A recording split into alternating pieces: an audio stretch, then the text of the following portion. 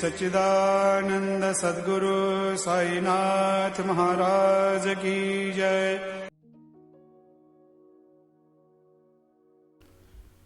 Sri Sai Satcharitra, Chapter 12.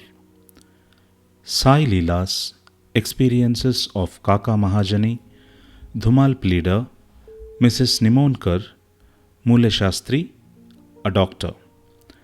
Now let us see in this chapter how devotees were received and treated by Baba. Saints' Mission. We have seen before that the purpose or object of divine incarnation is to protect the good and destroy the wicked. But the mission of the saints is quite different. To them, the good and the wicked are the same. First, they draw the evildoers and set them on the right path. They are the Agasti to destroy the Bhavasagara, the ocean of worldly existence, or the sun to destroy the darkness of ignorance. The God dwells in the saints. In fact, they are not different from him.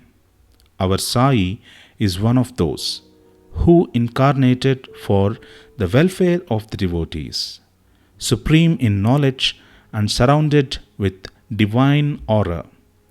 He loved all beings equally. He was unattached.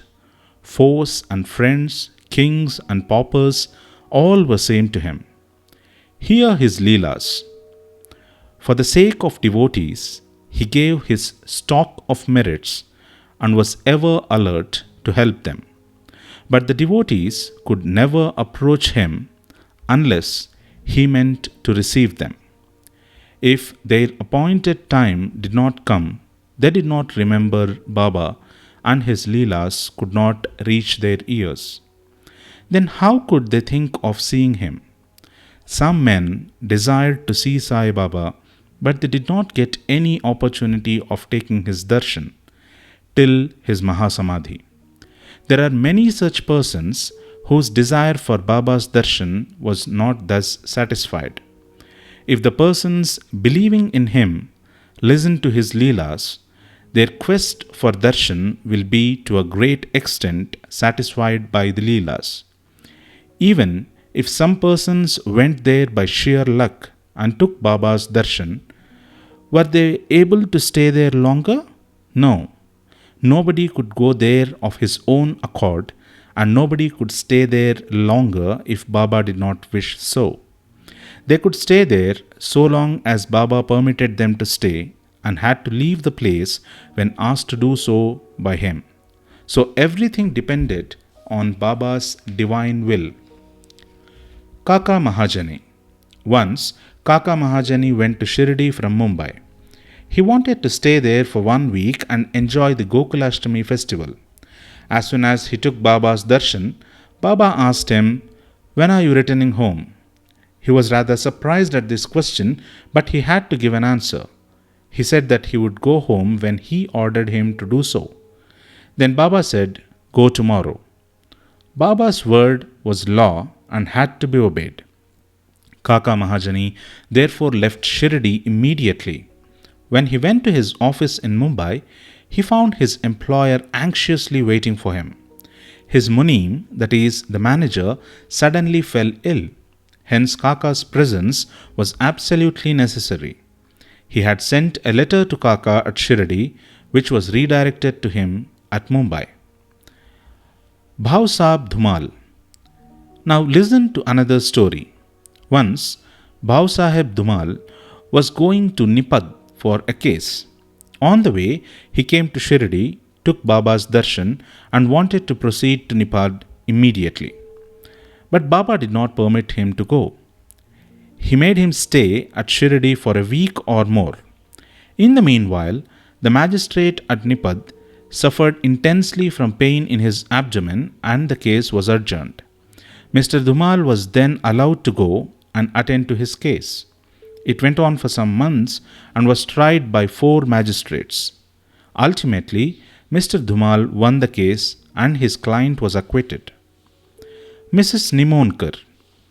Mr. Nana Sahib Nimonkar Vatandar of Nimon, an honorary magistrate, was staying at Shirdi with his wife. Mr. and Mrs. Nimonkar were spending most of their time in the masjid with Baba and serving him. It so happened that their son fell ill at Belapur, and the mother decided, with Baba's consent, to go to Belapur and see her son and other relatives and stay there for a few days. But Mr. Nana Sahib asked her to return the next day. The lady was in a fix and did not know what to do. But her god Sai came to her help. While leaving Shirdi, she went to Baba, who was standing in front of Sate's Wada, with Mr. Nana Sahib and others, and prostrated at his feet and asked his permission to go. Baba said to her, "Go quickly, be calm and unperturbed. Stay comfortably at Belapur for 4 days, see all your relatives, and then return to Shirdi." How opportune were Baba's words! Mr. Nana Sahib's proposal was overruled by Baba's decree. Mule Shastri of Nashik. An orthodox Agnihotri Brahmin of Nasik, Mule Shastri, who had studied the 6 Shastras and was well versed in astrology and palmistry, once came to Shirdi to see Mr. Bapu Sahib Bhuti, the famous millionaire of Nagpur. After seeing him, he and others went to see Baba in the masjid. Baba bought various fruits and other things from vendors with his own money and distributed them to the people present in the masjid. Baba used to press the mango on all sides so skillfully that when Baba sucked it, he got all the pulp at once in his mouth and could throw away the seed. Plantains were peeled off by Baba and the pulp was distributed to the devotees, while the skins were retained by Baba for himself.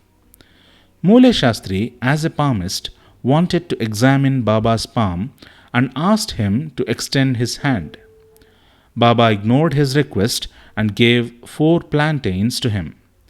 Then they all returned to the Wada and Mule Shastri bathed, wore fresh clothes and started his routine duties, which is Agnihotra, etc.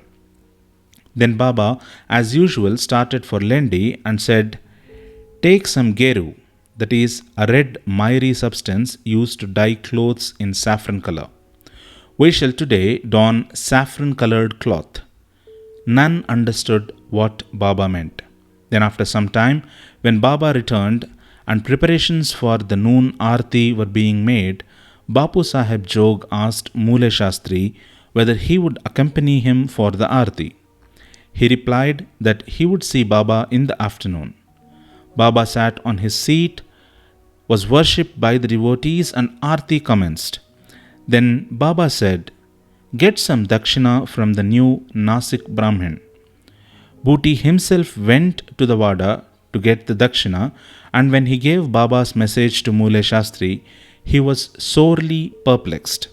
He thought in his mind thus, "I am a pure Agnihotri Brahmin.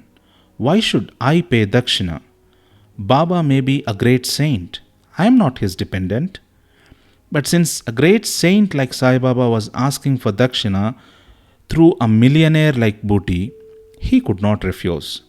So leaving his routine unfinished, he started with Bhuti for masjid.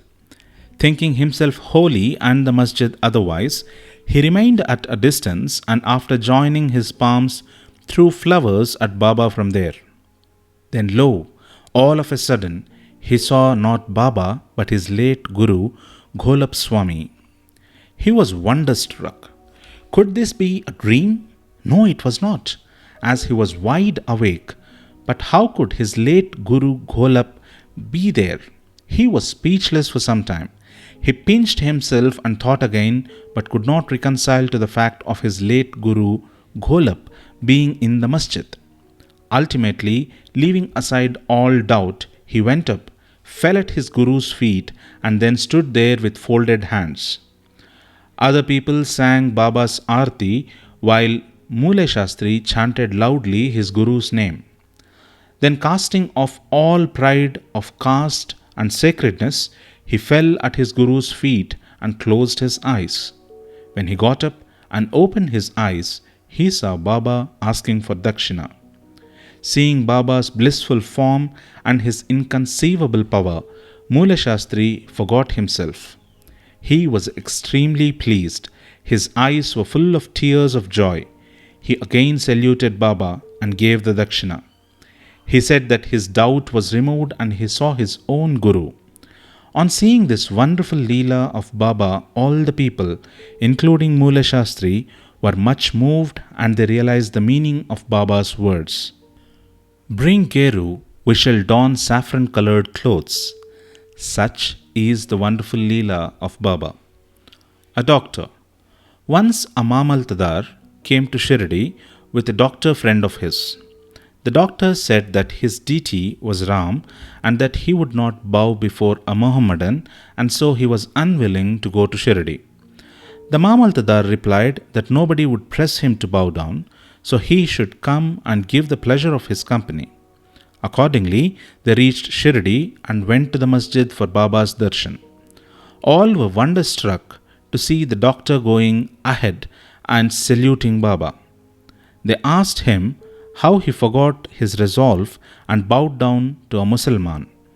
Then the doctor replied that he saw his beloved deity Ram on the seat and he therefore prostrated himself before him.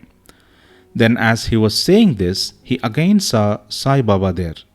Being dismayed, he again said, "Is this a dream? How could he be a Mohammedan? He is a great Yoga Sampanna, full of Yoga avatar." Next day, he made a vow and began to fast. He absented himself from the masjid, resolving not to go there until Baba blessed him. 3 days passed, and on the 4th day, a close friend of his from Khandesh turned up, and with him he went to the masjid for Baba's darshan. After the salutation, Baba asked him whether anybody had gone to call him that he had come. Hearing this vital question, the doctor was moved. The same night, he was blessed by Baba and he experienced bliss supreme in his sleep. Then he left for his town, where he remained in the same state for a fortnight. Thus, his devotion for Sai Baba increased manifold. The moral of all the stories mentioned above, especially that of Mule Shastri, is that we should have firm faith in our Guru and no one else. More Leelas of Sai Baba will be described in the next chapter. Bow to Sri Sai, peace to be all.